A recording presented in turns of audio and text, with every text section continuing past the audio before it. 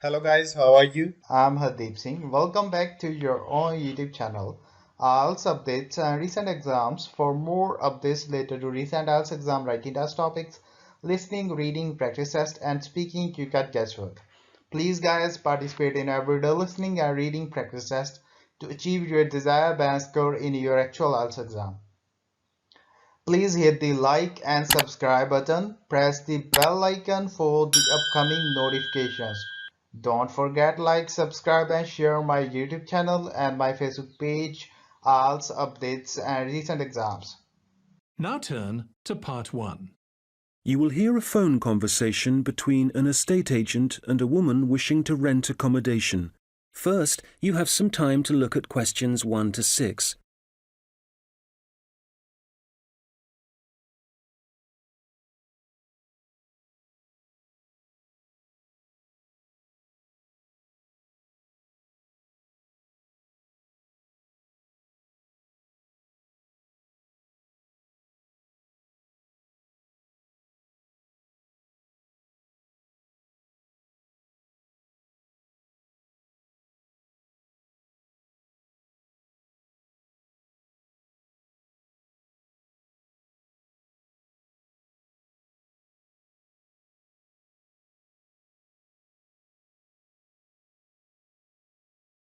Fairfield Rentals, Andrew Williams. How can I help you? Oh, hello. I'm calling from the UK. My family are moving to Canada early next year, and we're hoping to find somewhere to rent in Fairfield for the first 6 months while we settle in. Right, I see. Well, let's get your details. Yes, my name's Jane Ryder. Okay, Jane. And can I have a phone number? The best number to get you on. Well, that'd probably be our home number. So, 0044 for the UK, and then it's 208 613 2978. All right. And an email address, please, so we can send you out all the information and forms. I think it's best if I give you my husband's email. He's sitting in front of a computer all day, so he can print stuff off and get it back to you sooner than I could. It's richard@visiontech.co.uk. I'll just spell the company name for you. That's VISIONTECH.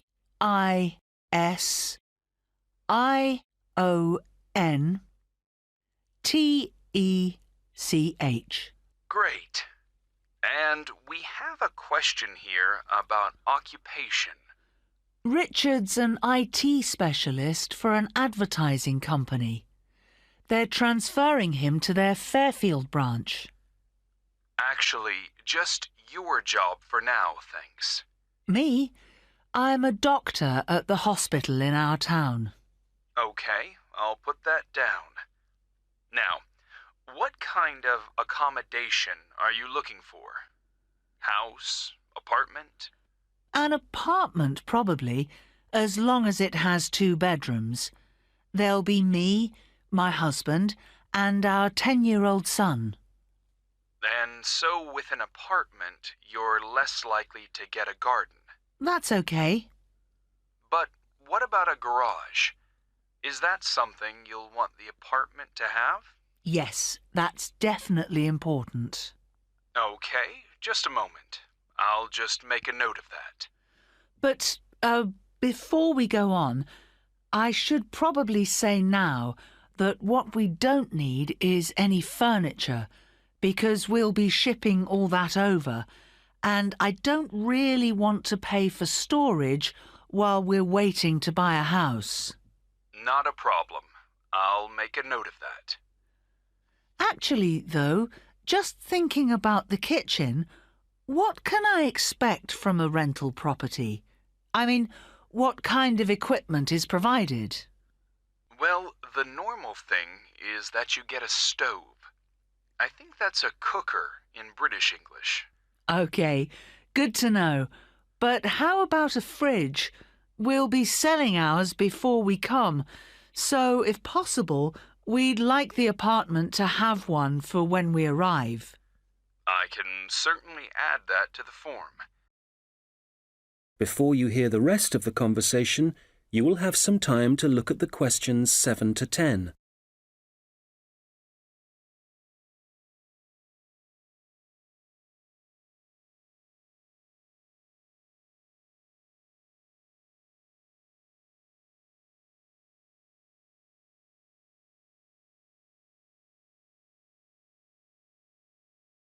Now listen and answer questions 7 to 10. If there's any other whiteware that you need, like a dishwasher, for example, there are plenty of stores here that'll arrange delivery on the same day as purchase. Thanks. Hopefully we won't need to buy too many things. Now, how about location? Have you done any research into the Fairfield area? Not that much so far. Well, you mentioned you have a boy.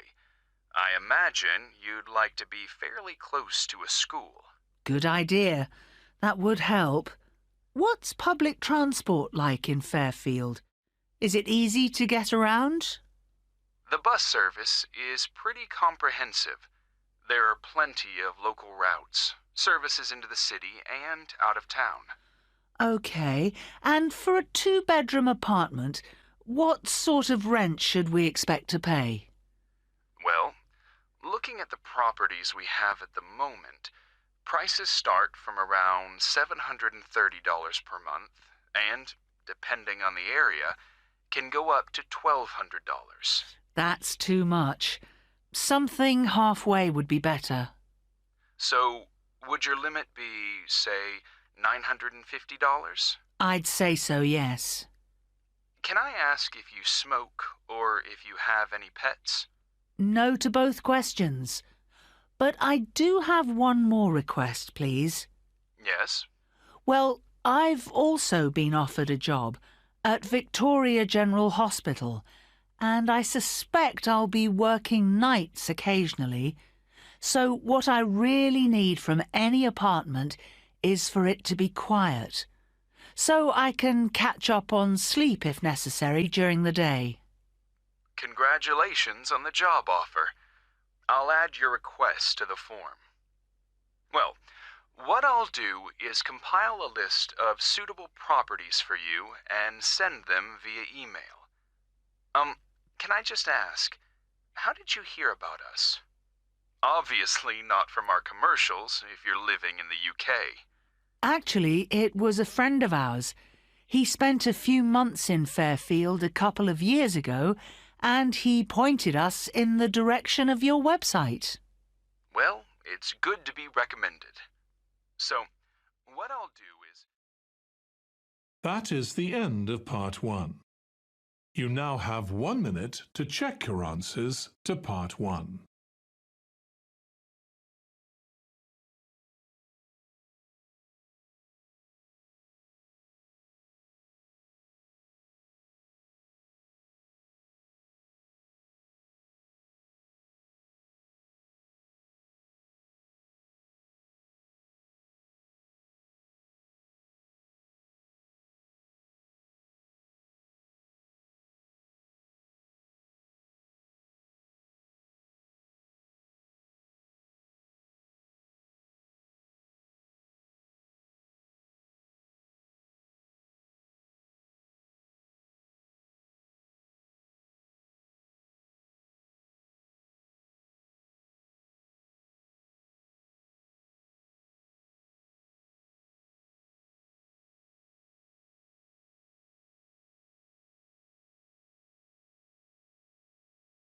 Part 2.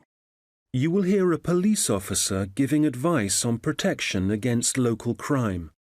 First, you have some time to look at questions 11 to 15.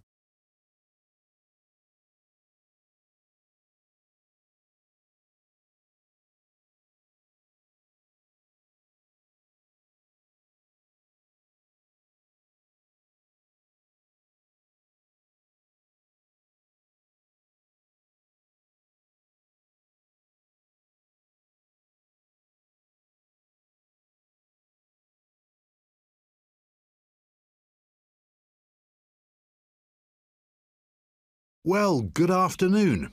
I'm Constable James MacDonald, and as you may know, I'm the community police officer for the local area. That means that, as part of my job, I try to get out in the community as much as possible, talk to the people that live in this neighbourhood, people like yourselves, and make sure there's an effective level of communication between the public and the police, hence the reason for this meeting. There have been several burglaries in the area in the last few weeks, and I'd like to talk about ways you can keep your home and property safe. So I'd suggest that a good way to start is by talking to your neighbours and exchanging contact details with them. This will allow you to get in touch immediately if there's anything suspicious happening next door. Then make sure you have a good discussion about the best course of action to take in case of emergency. Make sure everyone is clear about what to do and who to call. If you plan ahead, this will prevent uncertainty and even panic should anything happen later. Another thing that I would advise you to do is always leave your radio playing, even when you go out. And if you keep your curtains closed, burglars are less likely to try and break in because they can't be sure whether someone's home or not. Now, none of us want to be in the situation where we can't get into our own home, but do take time to think where the best and safest place is to leave your spare keys.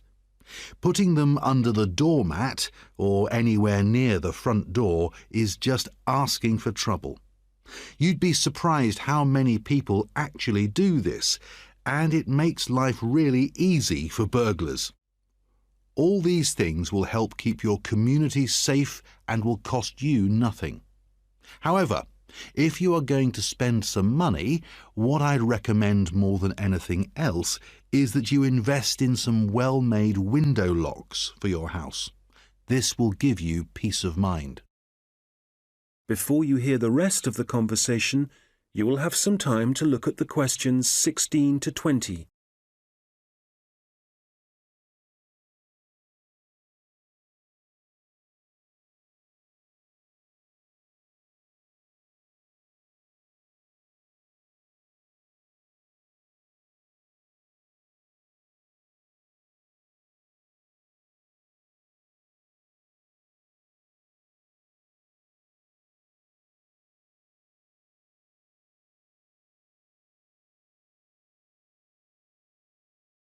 Now listen and answer questions 16 to 20. OK, moving on.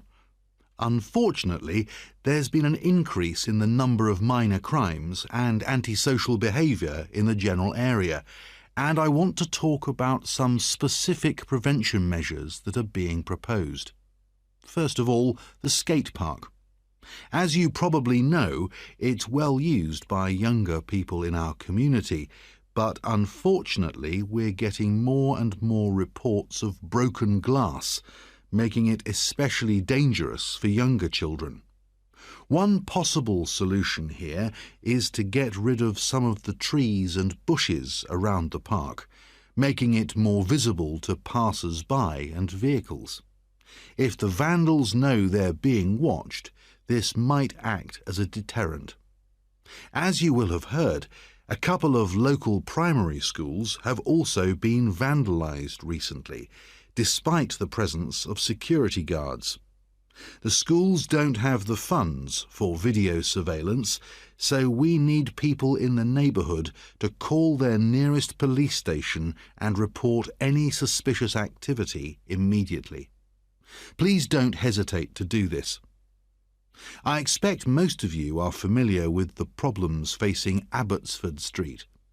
It seems that no amount of warning signs or speed cameras will slow speeding drivers down. I'm happy to say, however, that the council have agreed to begin work over the next few months to put in a new roundabout. What else?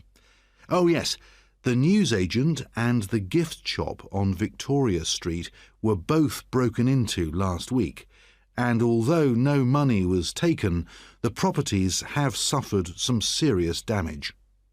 Access was gained to these shops through the small alleyway at the back of the properties. It's dark, and as you can imagine, no one saw the thief or thieves in action. So we've been advising shop owners along there about what kind of video recording equipment they can have put in. We'll then be able to get evidence of any criminal activity on film. The supermarket car park is also on our list of problem areas. We've talked to the supermarket managers and council authorities, and we've advised them to get graffiti cleaned off immediately and get the smashed lights replaced. If you don't deal with this sort of thing at once, there's a strong possibility that the activity will increase and spread, and then it becomes... That is the end of Part 2. You now have 30 seconds to check your answers to Part 2.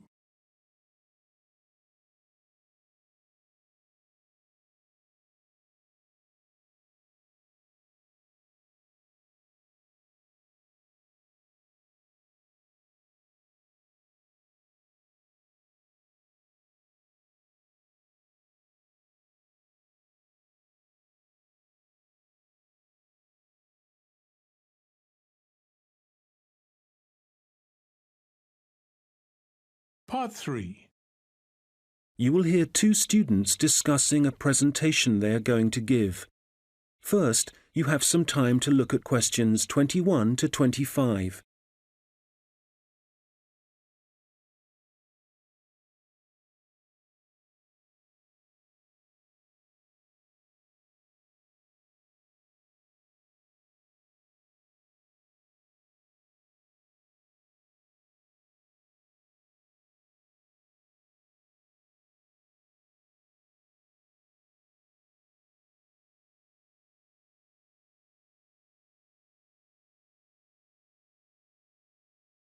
Hi, Robert.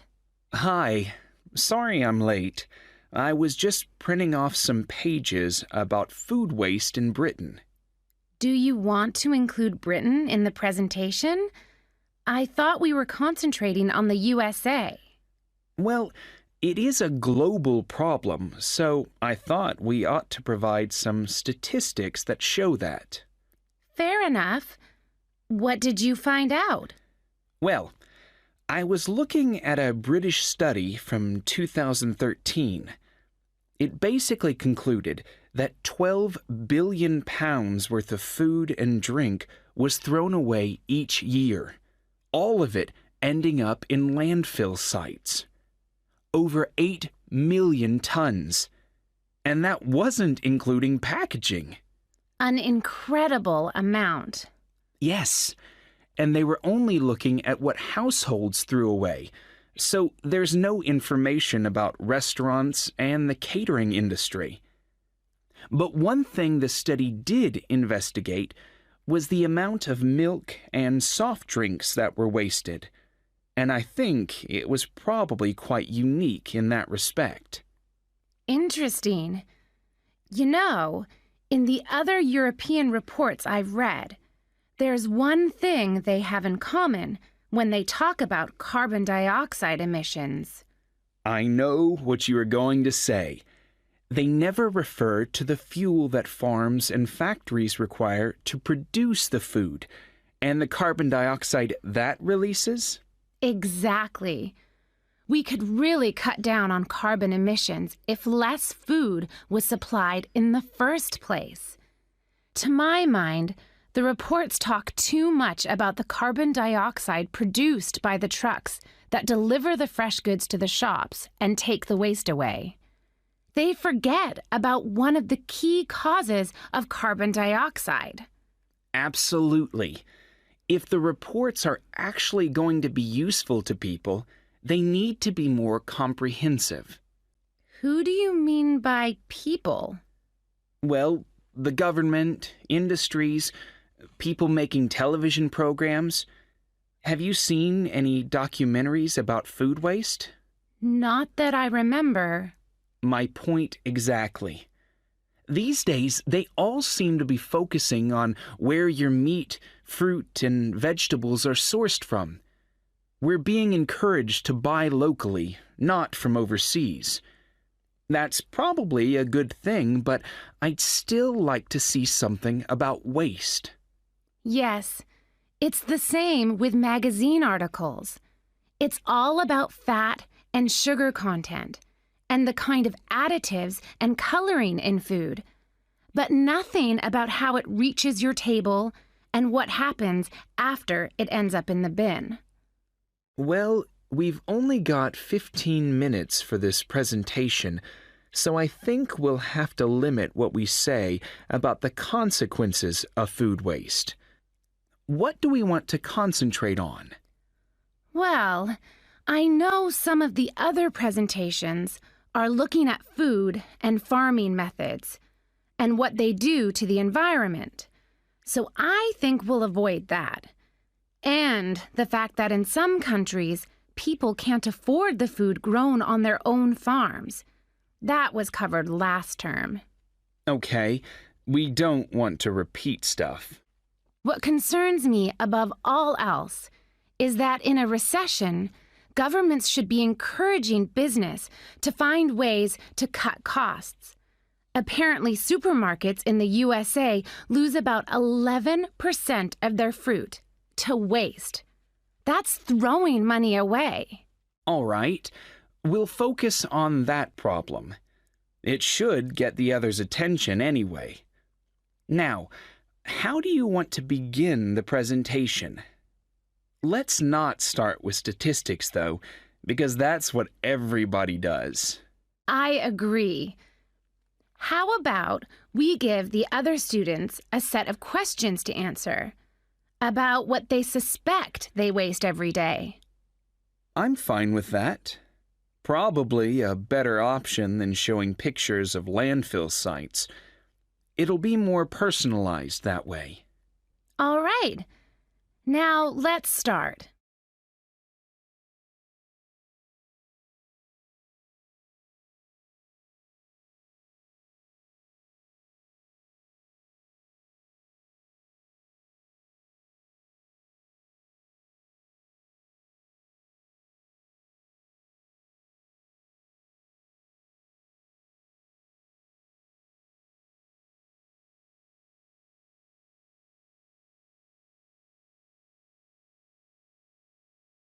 Now listen and answer questions 26 to 30.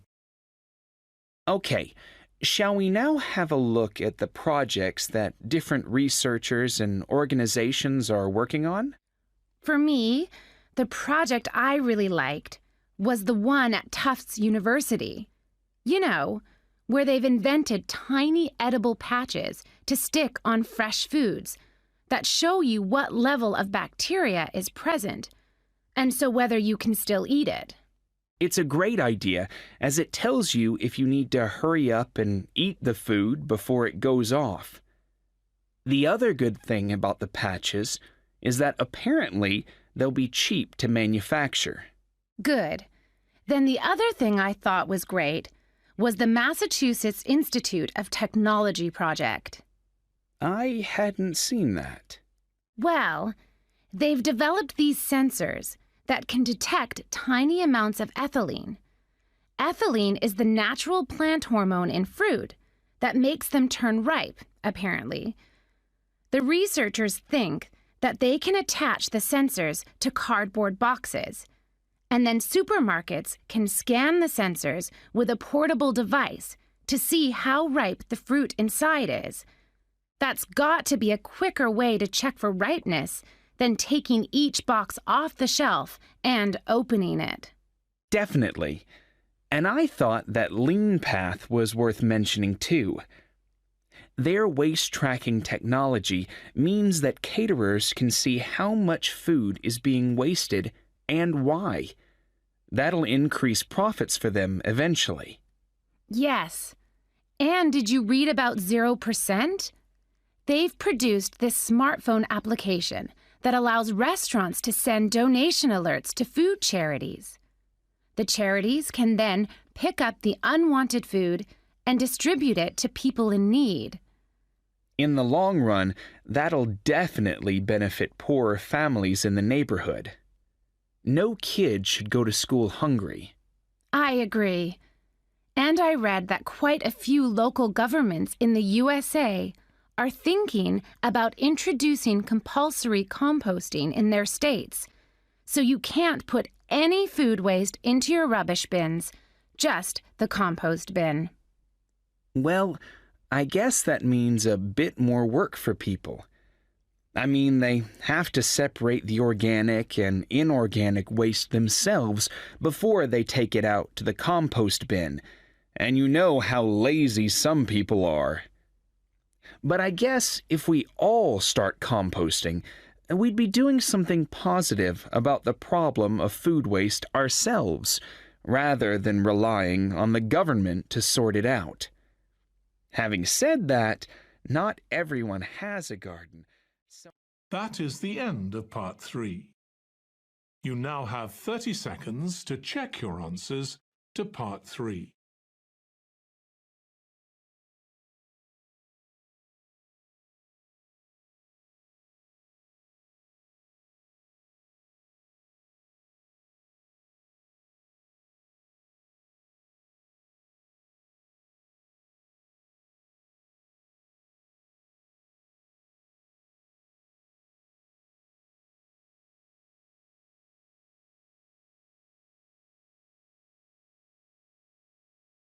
Part 4.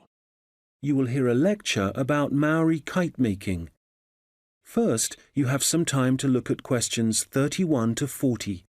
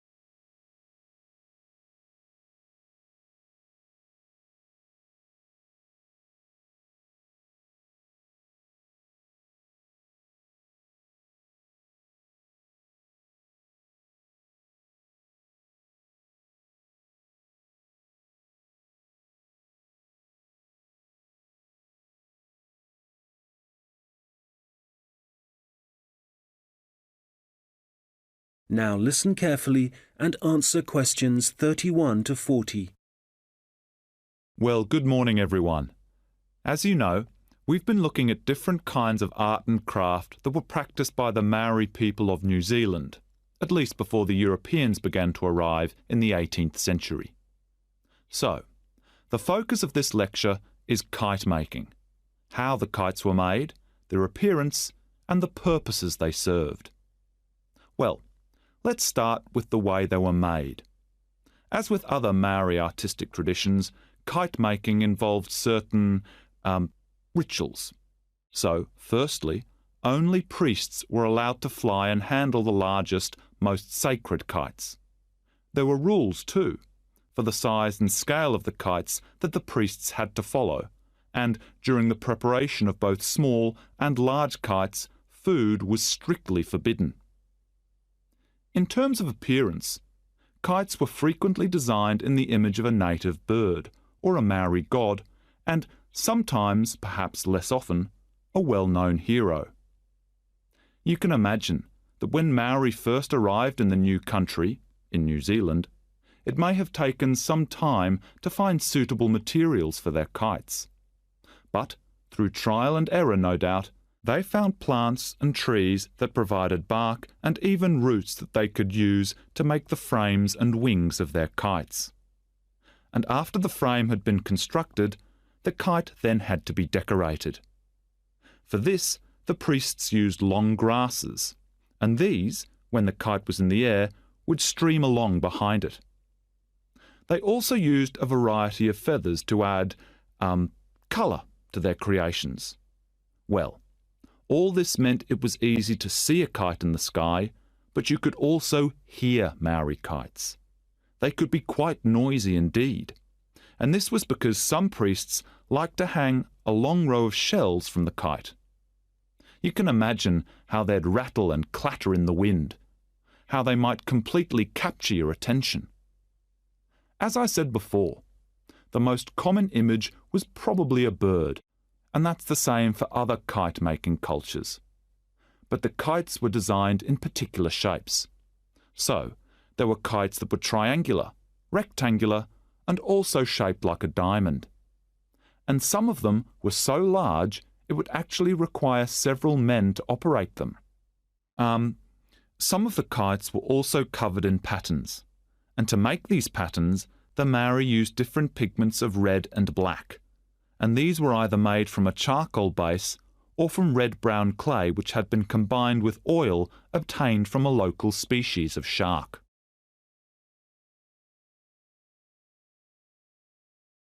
Now, before I forget, if you have a chance, do visit the Auckland Museum, because they have the last surviving Birdman kite on display. This is the kind of kite that has a wooden mask at the top of the frame. It's a mask of a human head, and you can clearly see it has a tattoo and also a set of teeth. Quite impressive, and a good example of Maori craftsmanship and symbolism. Right, turning to the purpose and function of the kites. They certainly had multiple uses. Primarily, the flying of kites was a way of communicating with the gods, and when the kites rose into the air, the Maori used them to deliver messages, perhaps requesting a good harvest, good fortune in war, a successful hunting expedition. So these kites were incredibly valuable to a community, treasured objects that one generation would pass to the next. People would also fly kites for other reasons. For example, to attract the attention of a neighbouring village. This was done when a meeting was required between Maori elders, a convenient method indeed. And finally, when it comes to war, there are traditional stories that describe how when a Maori warrior found himself surrounded by his enemies, a kite could actually provide the possibility of escape. The kites were powerful enough to take a man up into the air, and for this reason, they could also be used to lower him into enemy fortifications so that an attack could begin from the inside. Well, I'm happy to say there seems to be a revival and growing interest in kite making, and That is the end of part 4. You would now have 10 minutes to transfer your answers to the answer sheet. So guys, don't forget like, subscribe and share my YouTube channel and my Facebook page. IELTS updates and recent exams. For more updates related to recent IELTS exam writing as topics, listening, reading, practice test and speaking, you got guesswork. Please guys, participate in everyday new IELTS listening and reading practice tests to achieve your desired band score in your actual IELTS exam. For more IELTS material, visit my official website www.ieltsupdatesandrecentexams.com. The link is given below in the description. If you need PDF files of latest IELTS material, then please join my Telegram channel. So guys, please write your score below the comment section. Again, thanks for listening. God bless you all guys. Stay tuned, stay safe.